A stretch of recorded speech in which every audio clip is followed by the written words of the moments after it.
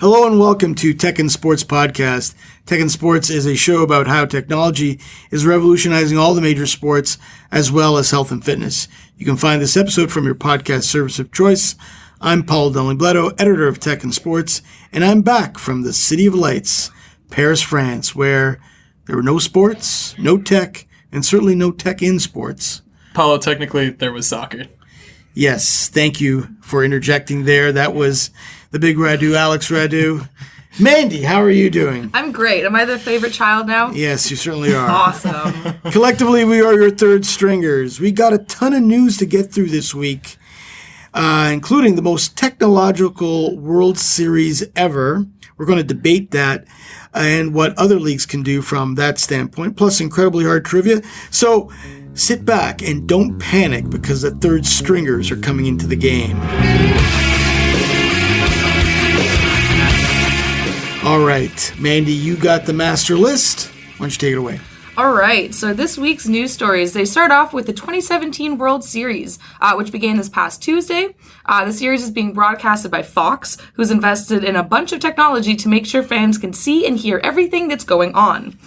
So the tech rollout includes 41 cameras and 121 microphones, which will be attached to managers, coaches, umpires, and players, as well as some situated underground and around the playing field.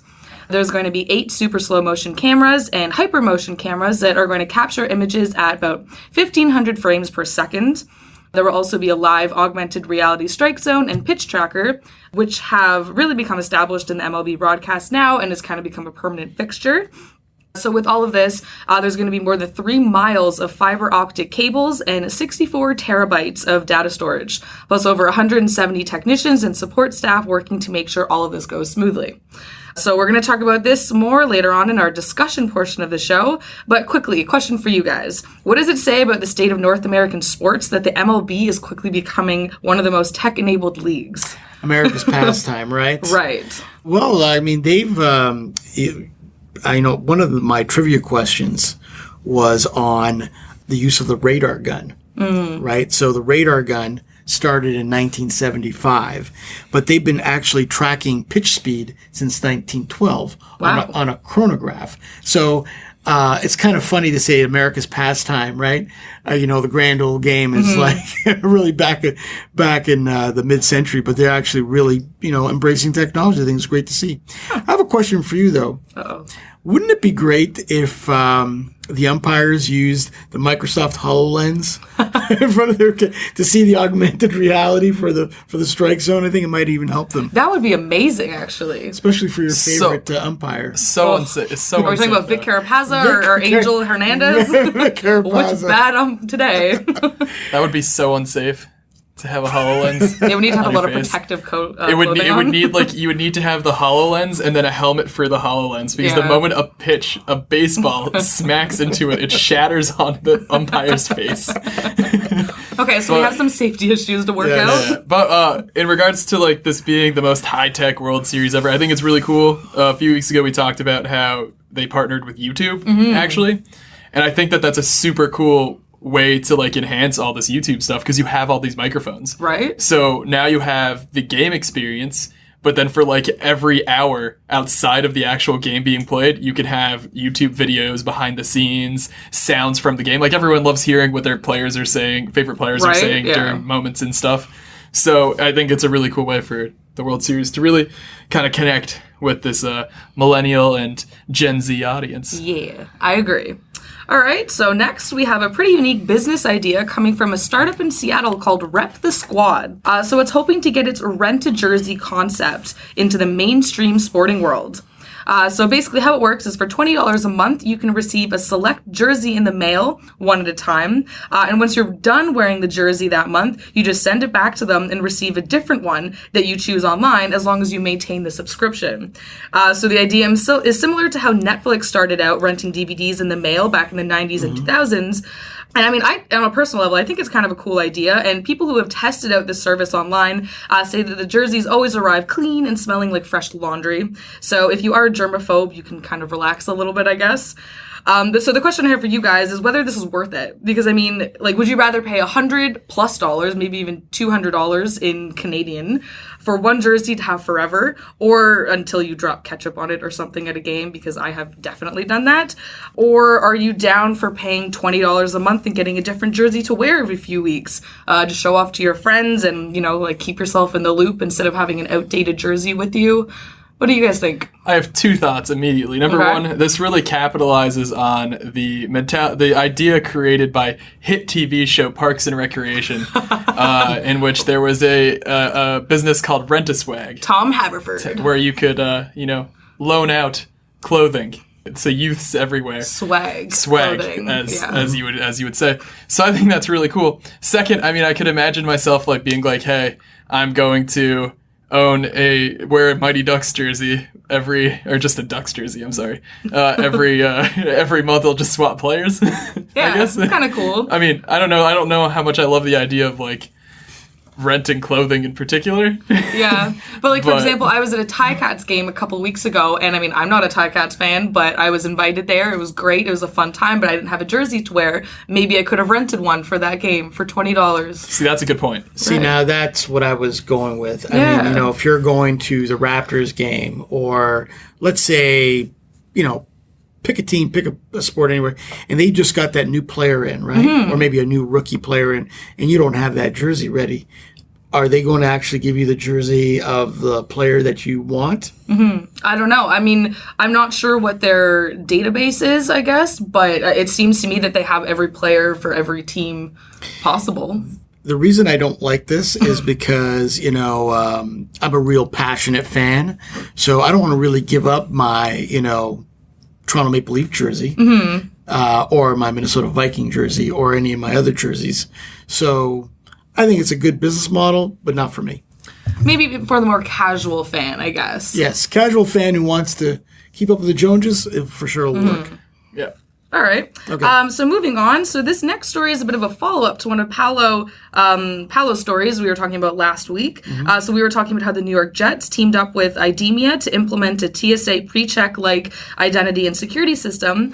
And now the San Francisco 49ers are following along as well.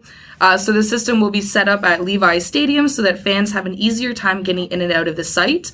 Fans will be able to get pre-checked for games in a first-ever trusted fan program. And IDEMIA will also be able to equip the stadium with biometric-based technology to help at points of sale. Let me interject here. Second NFL team. What do you think, Paolo?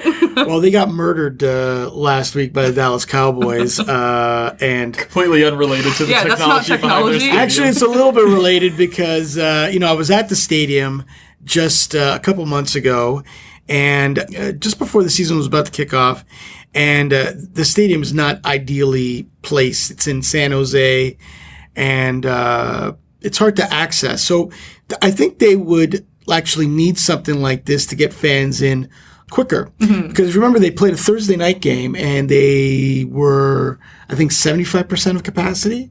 And they were saying, well,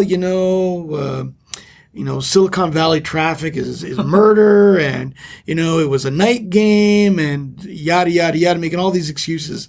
But really, the stadium, while really, really nice, is situated not in the best of areas to get to. So helping them get into the venue faster will help.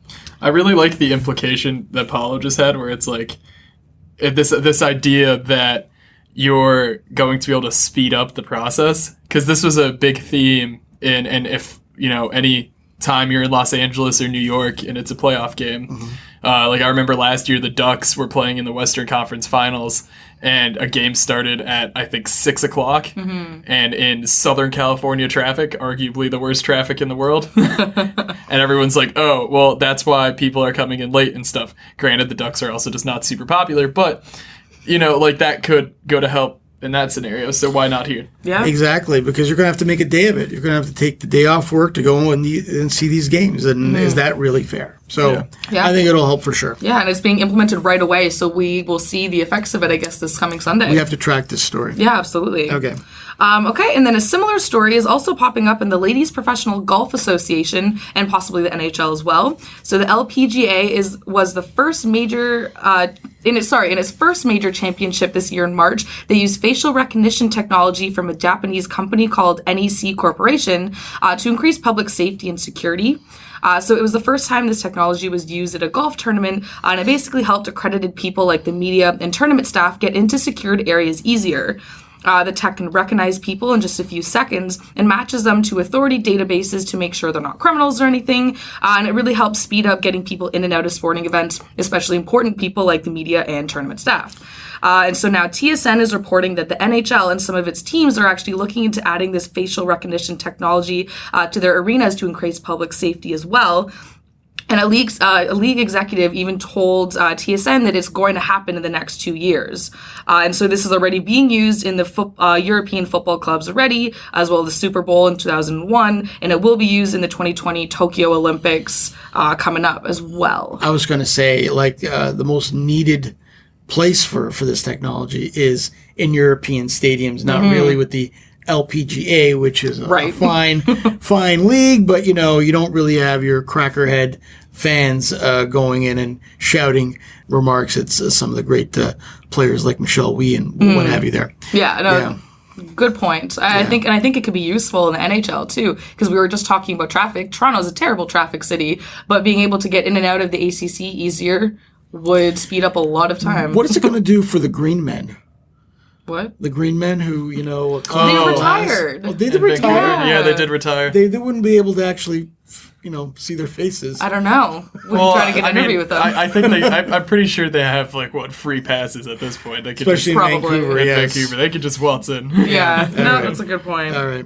All right. And then another follow-up type of story. I believe a few weeks ago when we were having our concussion protocol discussion, we brought up how Iowa State was using a virtual reality tech system made by SyncThink for their on and off-field concussion assessments.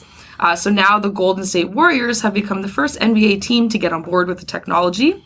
SyncThink's iSync system relies on VR headsets, and when they're put on, SyncThink's platform tracks ocular motor synchronization, or I guess in simple terms, eye movement, and some other key factors of brain health in a 60-second concussion evaluation. The Warriors will have it available for players in their locker room as well as courtside, which I think is a great step to a more objective concussion protocol. Fabulous idea. And I was thinking about this for the NFL. If you noticed this year, I was at the first game of the season between the Bills and the Vikings. It was preseason, and Tyrod Taylor got hurt, and they brought him into the injury tent. And the injury tent you would never even spot because it just pops up at the spur of the moment.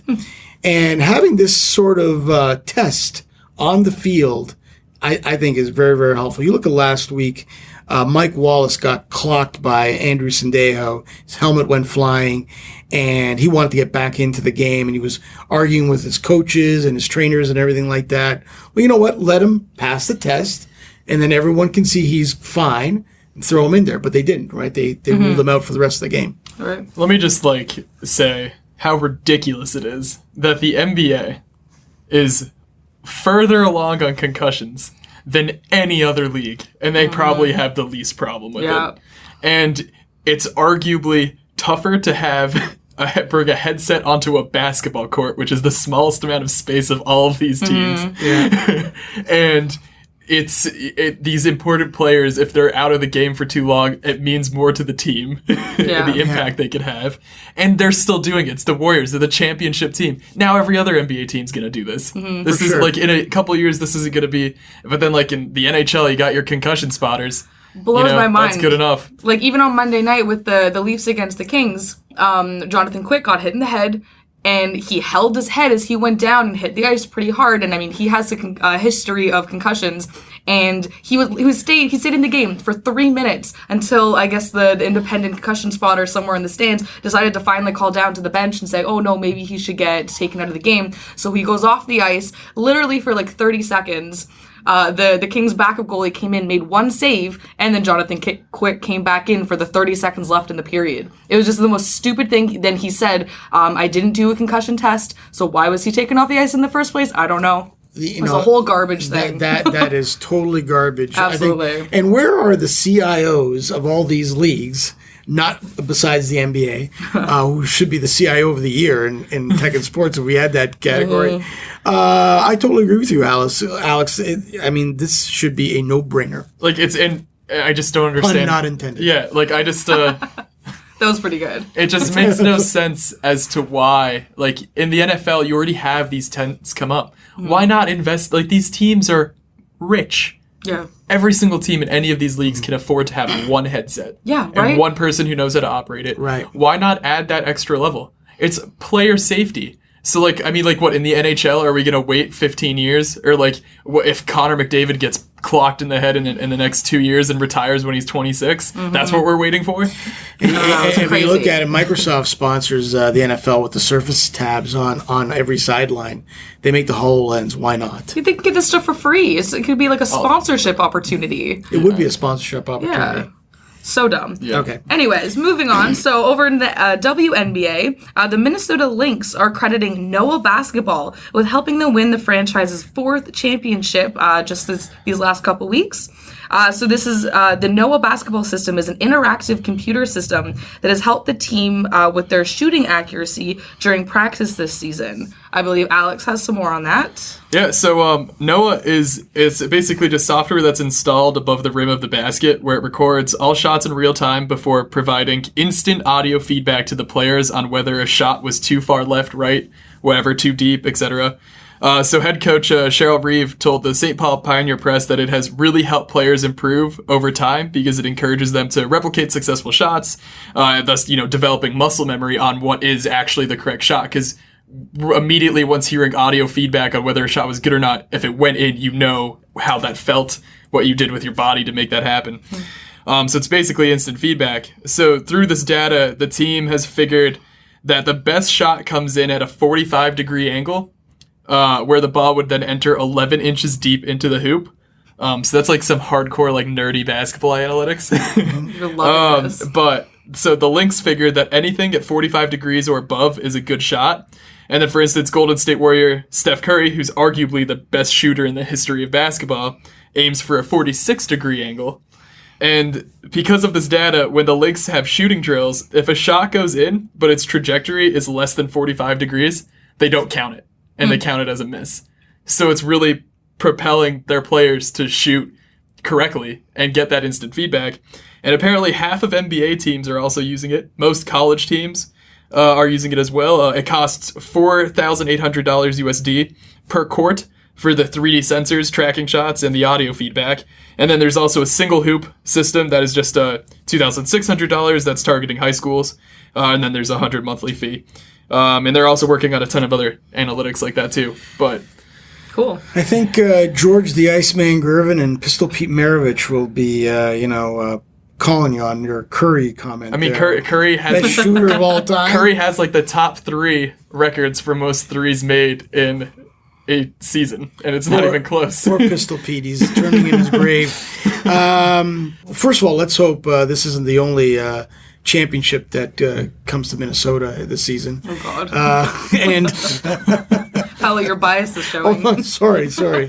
But I like it. You're talking about muscle memory, right? Yeah. So it's just like a video game, right? The more you practice, the more you pick it up, and it improves your skill level. Yeah, like you can see when you're doing something wrong and when you're doing something right. Like if you were to take 100 shots and every single time you got it right, you got feedback exactly. You're at some point you're going to remember exactly what you were doing just instinctively. I think it's a brilliant, some really brilliant technology in the NBA. Yeah, and we always talk about, is this technology making a difference? I mean, this is proof that it is, right? It Because works. they won the championship. They shot the best threes in the WNBA, I believe, this season. So Yeah, good on them. Yeah. All right, last but not least, our final story is pretty interesting, at least to me, or maybe the stat nerds out there, because according to a poll done by the Washington Post and the University of Massachusetts Lowell, most what? Lowell. That, I don't like that. Anyways. Sorry, University of Massachusetts people. Most sports fans still prefer to watch games on live broadcast TV than anywhere else. So, I mean, this isn't exactly groundbreaking, but considering how many different options we have to watch sports nowadays with the growth of mobile technology and online streaming, and I mean, even just your classic attending a game live, the fact that 86% of fans like to watch sports on traditional TV is intriguing. And I mean, this even includes millennials who, I mean, are increasingly cutting the cord and killing cable television. Like they've already killed napkins and department stores. We get told every day that we're killing some certain industry. So, I mean, this is another one that we're killing, but somehow millennials still prefer traditional methods of TV. And the study does show that we are using mobile tech and online options to expand and diversify how we get information. So, I mean, like think of Twitter and apps that you have on your phone and stuff. We're using those more frequently, but not necessarily for actually watching sports. It's more for interacting with players and checking in on your favorite team. So I can answer that because as a Was that a question? fellow, no, well as It wasn't, but well, that's okay, fair.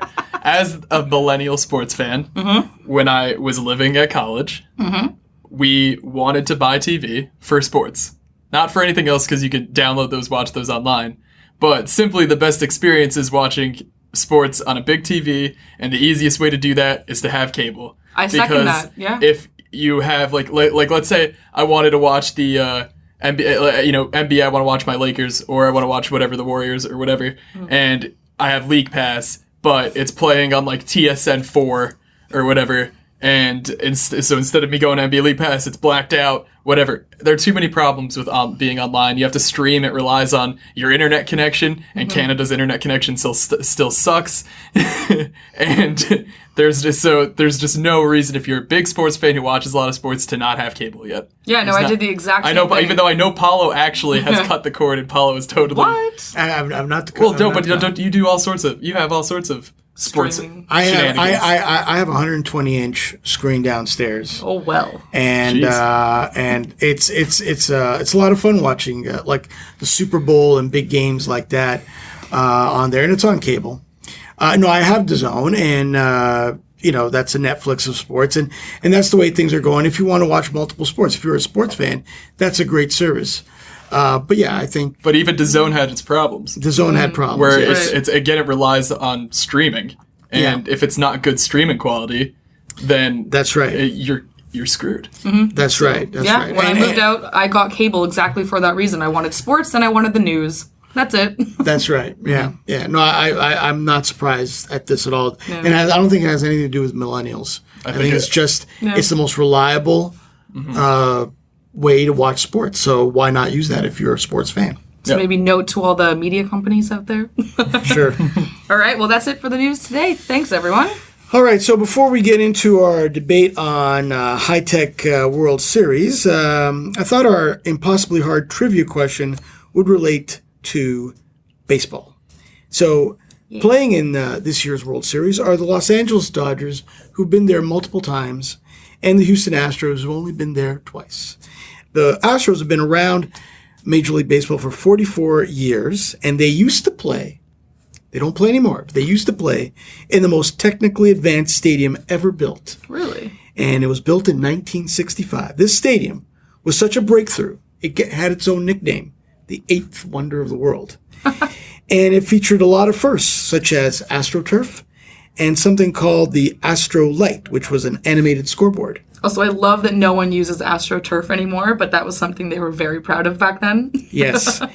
But sadly, in 1990, the technical marvel became obsolete, and they went into a new stadium called Minute Maid Field. So what is the name of that stadium?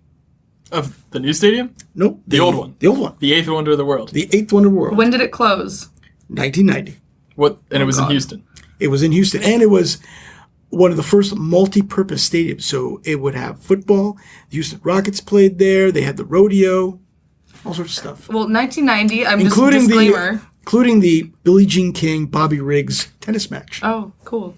You see, I feel like if I had seen this I don't actually think if this new tennis movie, Billie Jean King and Bobby Riggs movie is out yet, but I feel like if I'd watched it, or I You saw a would know. preview, I would know Yeah. the name of the stadium, but I do not.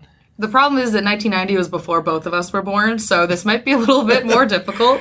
Those who do not know history are doomed to repeat it there, Mandy. I mean, yeah, that's probably true. Why don't we move on to our debate, and maybe I might give you a clue. Okay. Okay. All right. All right, well, so for our debate today, we talked about the most high-tech World Series ever, but then we want to take kind of that mentality and then put it, and then kind of build the case for how any of the other major North American sports leagues can replicate that mentality. So, Mandy, you have the case for the NHL, Paulo for the NFL, and then I took the NBA. Paulo, so how about you start? Sure. What can the NFL do with technology and then the Super Bowl? So I think the one of the things that I would like to see is I like to see goal line sensor technology. We've talked about this with FIFA and soccer. I think the way the goal light operates on a goal, we would have that in the NFL when the football breaks the plane, and even have it on the pylons as well. I think you can put cameras on the pylons and see what kind of footage we get there. I also like the plays that are being relayed to the helmets of the quarterback and the middle linebacker. I don't know why that can't be given to the fans. I think that'd be very, very enjoyable. Couldn't that be easily stealable? You would think so. Now, in the NBA, they have a camera behind the coach when he's designing the plays. Yeah. But that's only broadcast, I think, maybe 3 or 4 minutes after that play is run.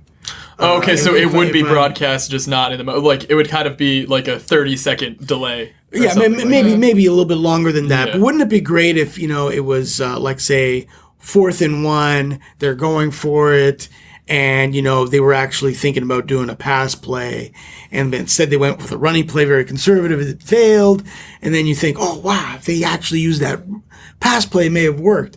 I think it would be really, really fascinating. I think a really cool use case could have been Seattle Seahawks instead of giving it to Marshawn Lynch to run it. Oh, absolutely. Like, how crazy would that have been to hear the audio? A bit like get the back and forth, like see what actually happened. I don't think you'll ever see that released because I believe they wanted to throw so Wilson would get the MVP instead of Marshawn. Yeah. And I think that was like a brutal decision. Yeah. Well, someone should have been fired. But still, again, that enhances the Super Bowl experience. Like, imagine if we actually did have that. Yeah. It makes that Super Bowl even more famous than it already is. Yeah. And then, helmet cams.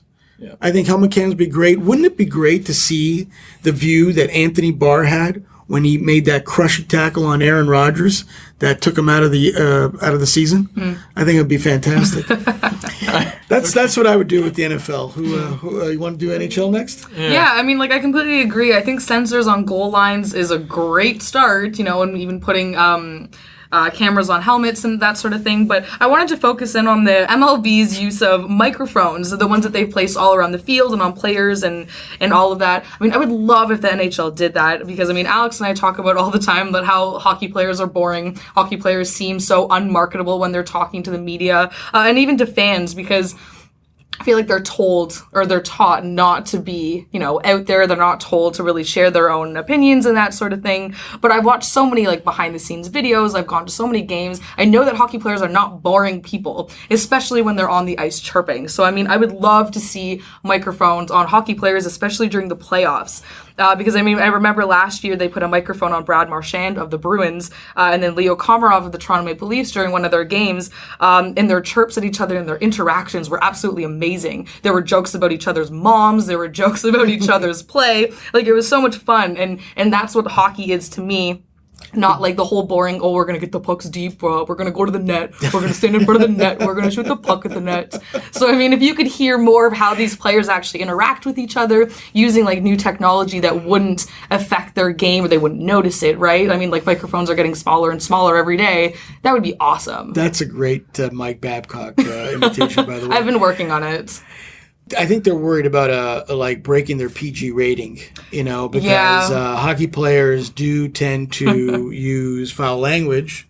All athletes use foul language. It's 2017, people. Right. If your kid doesn't know the F word, then should they really be staying up to watch the game? I'm good with it, but I don't know about sponsors and TV executives. I think the best case for the NHL is you look at how popular the 24/7 series was leading into the Winter Classic. Yeah. Where you get the behind the scenes of hearing what these players are doing. Mm-hmm. Why not do that for NHL players throughout the Stanley Cup? Why not have it going to the Stanley Cup Finals type thing? 24/7.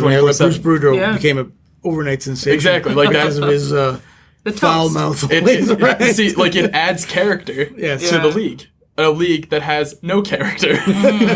No, I agree. I think they totally need that. And then the MLB has also partnered with like YouTube and stuff for doing all these behind the scenes like 360 VR things with all the MLB's youngest stars. So I mean, why wouldn't you do that for Austin Matthews? Why wouldn't you do that for Connor McDavid? Like all of that stuff would be so cool to see how these kids are living their lives, and they're younger than us, and like they're millionaires, right? Yes, I can't wait for the YouTube video where we really see how exciting Connor McDavid is. You don't know that. Is he more exciting than a piece of cardboard? We'll find out.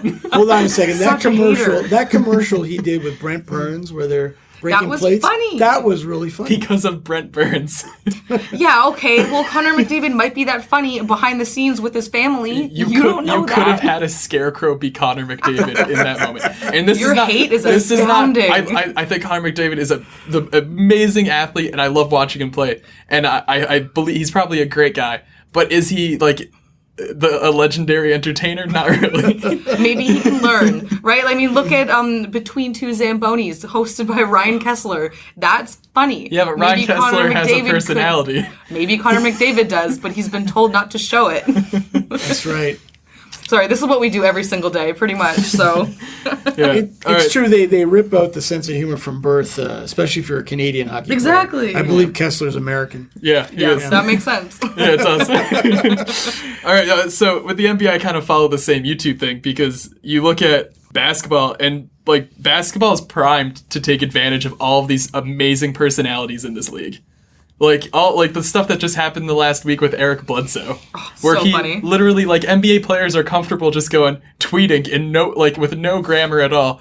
I'm not happy. I don't want to be I don't want to here. be here. And then like he's now being traded. Yeah, he was sent home. They sent him home and everything. Like NBA play, and like where you have Russell Westbrook wearing like a Cats t-shirt that is maybe a dig to Kevin Durant.